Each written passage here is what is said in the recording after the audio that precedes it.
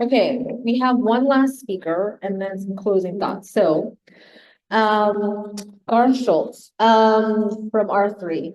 Garth is the president of R3 and has 20 years of solid waste management experience in both public and private sectors. He's an expert in solid waste and recycling public administration, including operations, finances, policy, community outreach, sustainable materials management programs, achievement of local, regional, and statewide objectives, and engagement with elected officials. His values are strongly rooted in ethics of public service, and he is deeply committed to advancing community environment and climate change mitigation and adaptation interests. Garth's going to be talking about solid waste, utility rates and fees, risks, pitfalls, and opportunities. Welcome, Garth.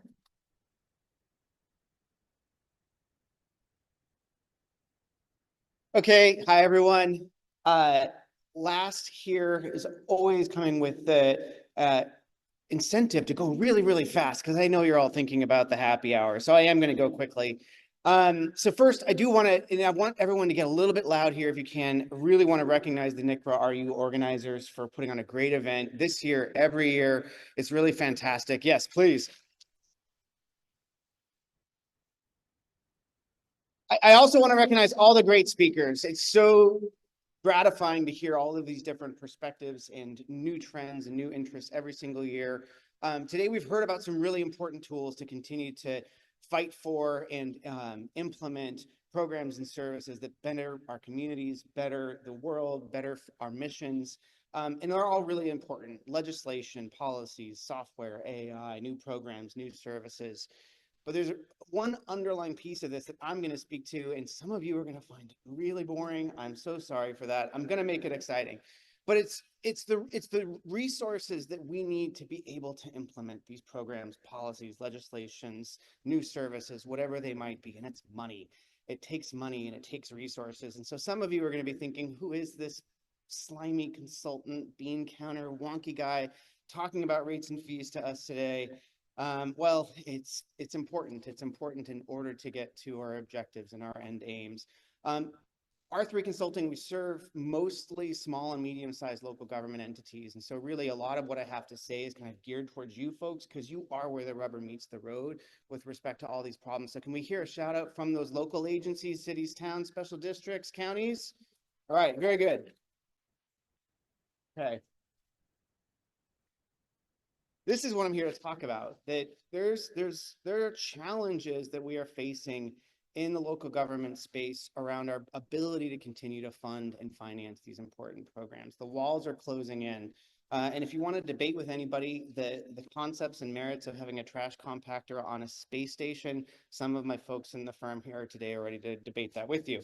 But it's important. We need to be able to talk about rates and fees and how to actually talk about them with a frame of language that isn't afraid, and it isn't about, how do you kind of protect your local elected officials from having to vote on these, but really flipping that on its head. And how do we prepare our local officials to be able to stand up in front of their constituencies and vote for things that are actually changing utility rates and raising the money in order to make sure that these programs can be effective and can help us save the world. It's really important.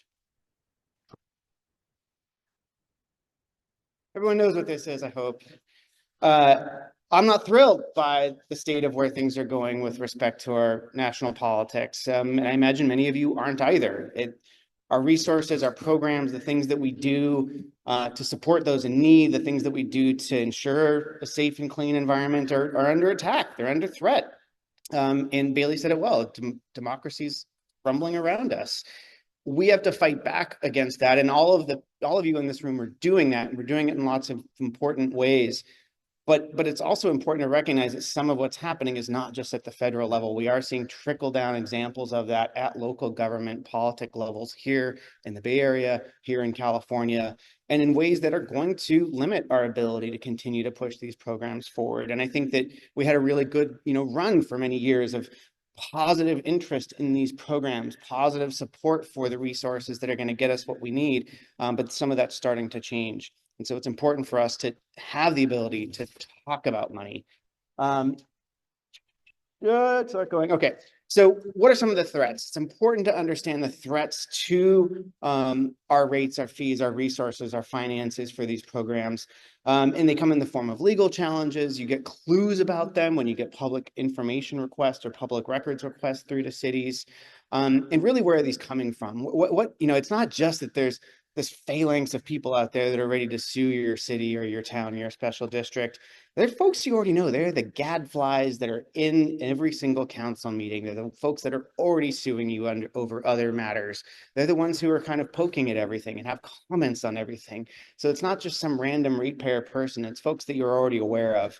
They go out and they find the ambulance chasing plaintiffs' attorneys who are going to help sue the cities because they don't want to have the resources. And I am using that intentionally derogatorily because that's really kind of how I view some of these activities. It's folks who's trying to make a buck going after these resources. And even some of this is around internal confusion around what our risks are, how afraid we need to be of risk, how much we are at risk. Even just things like, what are we actually kind of setting our rates and fees in order to recover? So these threats are all pervasive, but you can understand them and you can know them and you can assess them better. So how do you navigate these pitfalls? And this is probably dating myself. Any of you that have grown up with cell phones, never played an Atari, and you don't know what the game Pitfall is about. But Pitfall is about avoiding threats and jumping over them, crawling under them, avoiding them where you can. So how can you as local agencies avoid those pitfalls? Well, get some help, one, but do things like study your rates and your services, study the financial needs, project out into the future for what you need, not just what you need today.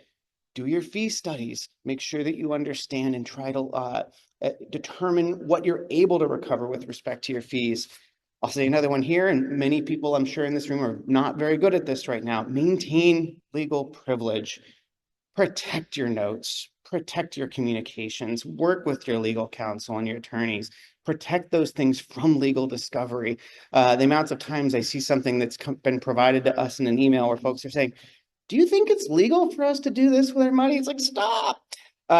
So you got to understand how to use those tools in the right way. Looking at my notes, because I'm also looking at the time.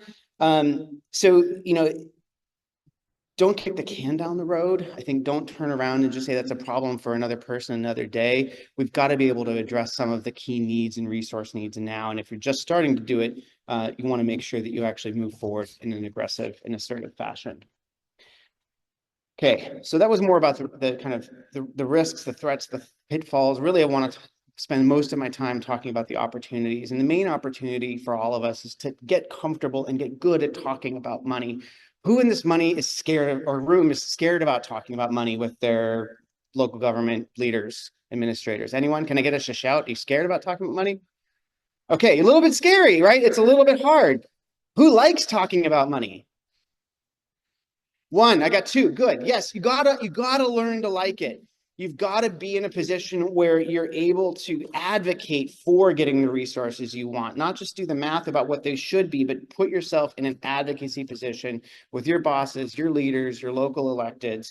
Make sure you're putting them in a position of understanding we can't get these programs done if we don't have the resources, and we always need more resources to get there.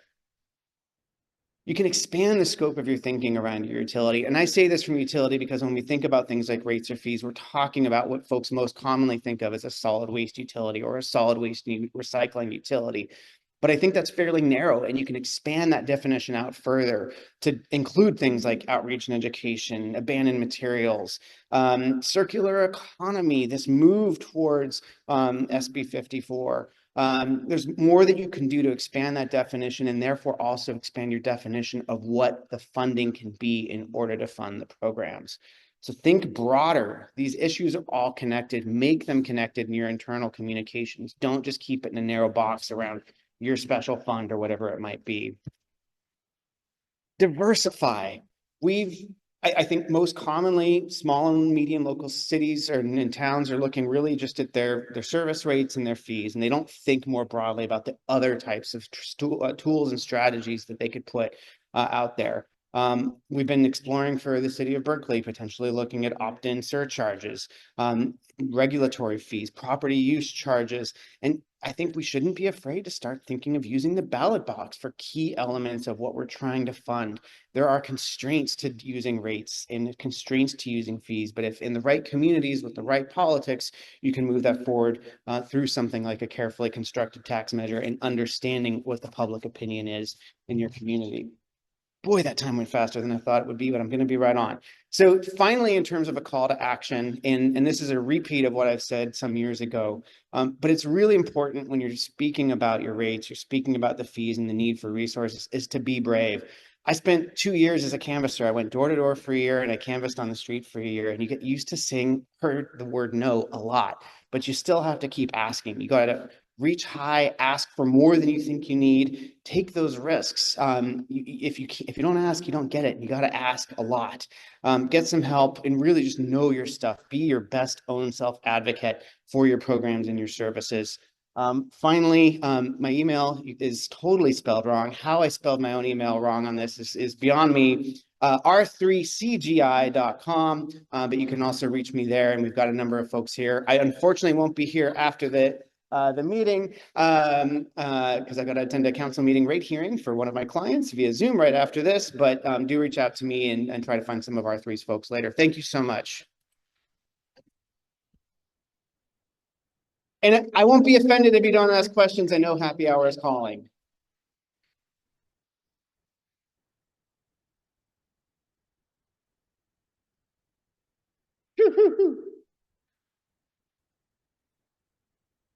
Going once, going twice. Freddie, say it loud, proud.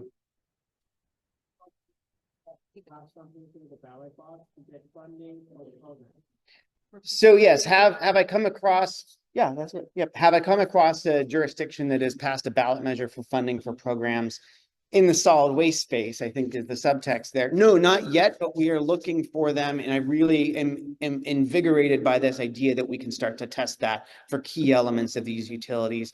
A good example is it's really difficult to justify under Prop 218 certain elements of existing rate structures, whether it's pay as you throw or a low income discount or a senior discount. It's hard to use the rate structure to fund those things, especially if it's subject to some existing challenge. Whereas if you did a ballot box measure, you would have more of an ability to be able to set the fees and rates the way you want. Good question. Thank you guys so much. All right, thank you, Garth.